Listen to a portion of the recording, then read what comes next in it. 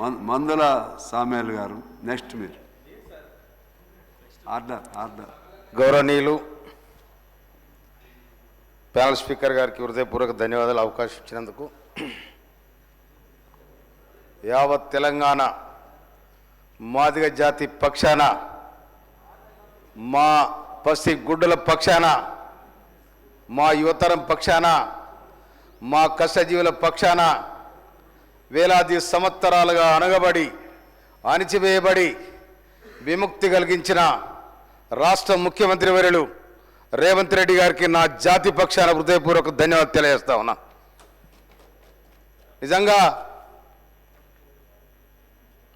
అదేవిధంగా ఈ సబ్ కమిటీకి చైర్మన్గా ఉన్న గౌరవనీయులు ఉత్తమ్ కుమార్ రెడ్డి గారికి, గౌరవనీయులు శ్రీధర్ బాబు గారికి, గౌరవనీయులు దామోదర్ రామనరసింహ గారికి, సీతక్క గారికి, పొన్న ప్రభాకర్ గారికి, షమీం అఖ్తర్ గారికి ఈ సభ ద్వారా నేను హృదయపూర్వక ధన్యవాదాలు తెలియజేస్తా ఉన్నాను. నేను ఎలా 30 సంవత్సరాలు పోరాటం కాదు ఇది. అంతకుముందే అగ్రకులాలు కావచ్చు, ఎవరైనా కావచ్చు, సంస్కరణ బాధలు మాదిగలు ఈ విధంగా అణచివేయబడుతున్నారు, అస్పృశ్యతకు గురి అవుతున్నారు. కాబట్టి వీళ్ళను కూడా సమాజంలో కలపాలని చెప్పి తెలంగాణ సాయుధ రైతాంగ పోరాటంలో ఆరుట్ల రామచంద్రరెడ్డి గారు యాదగిరి గుట్టను మాదిగలు ముట్టొద్దనే ఒక సిస్టమ్ ఉంటే అందరు తీసుకుపోయి గుళ్ళెదోని దేవుని మొక్కిచ్చే సందర్భం. నిన్న మనం ఒక గొప్ప నాయకునికి తెలుగు విశ్వవిద్యాలయం పేరు పెట్టుకున్నాం, సూరవరం ప్రతాపరెడ్డి గారు. ఆనాడే సూరవరం ప్రతాపరెడ్డి గారు మాదిగలను తీసుకుపోయి ఈనాడున్న రెడ్డి హాస్టల్లో మీటింగ్లు పెట్టి ఆనాడు రాజ్ బహదూర్ వెంకటరామరెడ్డి గారిని వాళ్ళను కలుపుకొని అరుంధతి మహాసభ పెట్టే మహనీయులు ఉన్నారు. కాబట్టి వారికి కూడా ఈ సభ తరపున నేను మా తరపున ధన్యవాదాలు తెలియజేస్తా ఉన్నాను. నేను అదేవిధంగా కాంగ్రెస్ పార్టీ ఏనాడైనా కూడా సామాజిక న్యాయాన్ని ఆలోచింపజేసిందే కాంగ్రెస్ పార్టీ. ఇలా ఆనాడు బాబు జగజీవన్ రామ్ ఈ దేశానికి రక్షణ శాఖ మంత్రిగా, వ్యవసాయ శాఖ మంత్రిగా ఇందిరాగాంధీ మంత్రివర్గంలో బ్రహ్మాండమైన అవకాశాలు ఇచ్చారు. అదేవిధంగా మొన్న తెలంగాణ ఏర్పడడానికి జగజీవన్ కూతురు మీరా కుమార్ గారికి అవకాశం ఇచ్చారు. కనుక కాంగ్రెస్ పార్టీ ఇలా తెలంగాణలో కానీ ఆంధ్రప్రదేశ్లో కానీ ఎవరికన్నా మాలమాదిగల భూములు ఉన్నాయి, అవకాశం ఉన్నాయి, ఇన్నున్నాయంటే ఒక కాంగ్రెస్ పార్టీ చేసింది తప్ప ఎవరు చేయలేదు. అందుకోసమనే ఇవాళ కాంగ్రెస్ పార్టీ చిరస్థాయిగా 140 సంవత్సరాల కాంగ్రెస్ పార్టీ నిలబడదంటే పేదల పక్షాన నిలబడదు. కాబట్టి కాంగ్రెస్ పార్టీ నిలబడగలిగింది. అందుకోసమనే ఇవాళ మా మాదిగలు, లక్షలాది మంది మాదిగలు ఈ సమాజానికి ఇవాళ ఈ 30 సంవత్సరాలు 40 సంవత్సరాల ఉద్యమం నిలబడదంటే మాదిగలు ఉట్టిని అడుగుతలేరు, ఈ సమాజానికి సేవ చేశారు మాదిగలు. వ్యవసాయ రంగానికి సచ్చిన గొడ్డును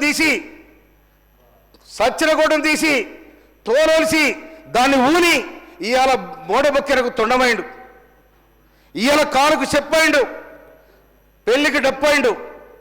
కనుక మాదిగ జాతి మహోన్నతమైన ఈ సమాజానికి సేవలు అందించింది. కాబట్టి ఇలా ఇంకో మాట కూడా చెప్తున్నా నేను, ఇలా మనమంతా రంగులేసుకుని వచ్చే నెత్తికి. కానీ ఆనాడే ఈ దొరలకు దాతలకు చెప్పులు కుట్టినాడు, ఆ చెప్పులు తోడు తెల్లగుంటే దానికి రాసిన రంగు అది ఈరగాసు. ఇలా మనం నెత్తికేసుకుంటాం ఆ ఈరగాసు.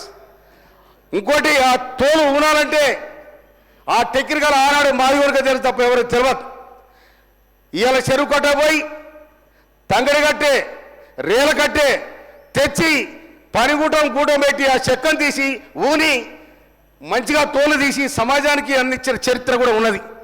అందుకోసమని ఈ మాదిగ జాతి ఎక్కడ కూడా ఇవాళ ఎడ్లకు పట్టెలు కుట్టింది కూడా మాదిగ జాతి. వ్యవసాయ రంగంలో అన్నిట్లో కూడా వ్యవసాయ రంగం అన్ని ఉత్పత్తులలో ఇవాళ గౌన్లకు ముస్తాదు కుట్టింది మాదిగోళ్ళు. యాదవులకు ఇది ఏంటిది తిత్తి పుట్టింది కూడా, గుర్రకాడిపోతే తిత్తి పుట్టింది కూడా మాదిగోళ్ళే. కనుక అన్ని కులాలతో సంబంధాలు ఉన్నాయి ఈ మాదిగలకు. అందుకోసం అణచబడ్డ మాదిగలు, అస్పృశ్యకు గురైన మాదిగలు ఇవాళ 30 సంవత్సరాలు నిలబడగలిగారంటే ఒక్క నిమిషం. కనుక ఇన్ని అసమానత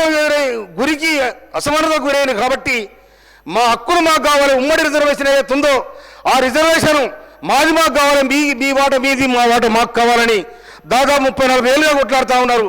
కానీ ఇలా మన ముఖ్యమంత్రి వర్యులు రేవంత్ రెడ్డి గారు సుప్రీంకోర్టు ఆర్డర్ వచ్చిన వెంటనే ఆగస్టు 1 నాడు మా అందరూ పిలిచి దీనికి తప్పకుండా ఆర్డర్ తీసుకొస్తారని చెప్పిన వారు ఈ మాట మీద కట్టుబడ్డారు.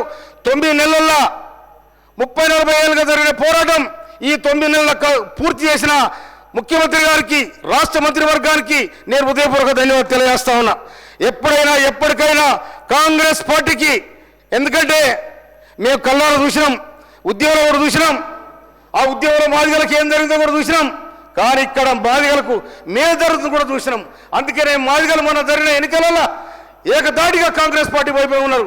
అది ఆలోచించిన ఇవాళ డిక్లరేషన్ 2018లో రాహుల్ గాంధీ డిక్లరేషన్ అన్నిటి కూడా పరిగణలో తీసుకొని కాంగ్రెస్ పార్టీ సామాజిక న్యాయం చేయాలని చెప్పి డాక్టర్ బిఆర్ అంబేద్కర్ రాసిన రాజ్యాంగాన్ని పొందుపరిచి దాన్ని సవరించి తప్పకుండా ఈ మాదిగలకు, మాదిగ ఉపకులాలకు న్యాయం చేయాలని చెప్పి చేసిన రాష్ట్ర ప్రభుత్వానికి, ముఖ్యమంత్రి రేవంత్ రెడ్డి గారికి నేను మా జాతి పక్షాన, మా రాజరాజ్యం పక్షాన, మా మాదిగ ఎమ్మెల్యేల పక్షాన ఇంకొక మాట కూడా చెప్తా ఉన్నా. నేను మాల సోదరులు కూడా మనం చేస్తున్నా, మీరు సహకారం చేసినందుకు మీకు నా హృదయపూర్వక ధన్యవాదాలు తెలియజేస్తాం. అన్నదమ్ములా కలిసి ఉందాం. ఇలా మనకెందుకు పంచాది? ఎందుకంటే మీరు కొంత చదువుకున్నారు, ఎందుకంటే మీకు ఆంధ్రకు, ఆంధ్ర వాళ్ళు బ్రిటిష్ వాళ్ళు అక్కడ ఆంధ్ర వాళ్ళు లేరు కాబట్టి ఒక్క నిమిషం సార్ అయిపోయింది. కనుక ఇక్కడ మేము నైజాం కింద అణిచివేయబడ్డాం, భూస్వాముల కింద అణిచివేయబడ్డాం, జాగీర్దారుల కింద అణిచివేయబడ్డాం. కానీ అక్కడ ఎవరైతే నైజాం అక్కడ సర్కార్ వచ్చిందో, ఏది బ్రిటిష్ సర్కార్ వచ్చిందో, ఎవరైతే అంటరాని వాళ్ళు వాళ్ళ దగ్గర తీసారు కాబట్టి వాళ్ళు చదువు నేర్చుకున్నారు. కనుక ఇక్కడ మేము వెనకబడిపోయినాం. అందుకోసమనే ఇప్పుడిప్పుడు కాంగ్రెస్ పార్టీ హాస్టల్ పెట్టి రిజర్వేషన్లు ఇచ్చి ఆ మాత్రం అవకాశం కల్పించింది కాబట్టి ఇవాళ మేము అసెంబ్లీలో ఉన్నాం, చదువుకోగలుగుతున్నాం. ఆ రిజర్వేషన్లు ఇచ్చిన వాళ్ళే.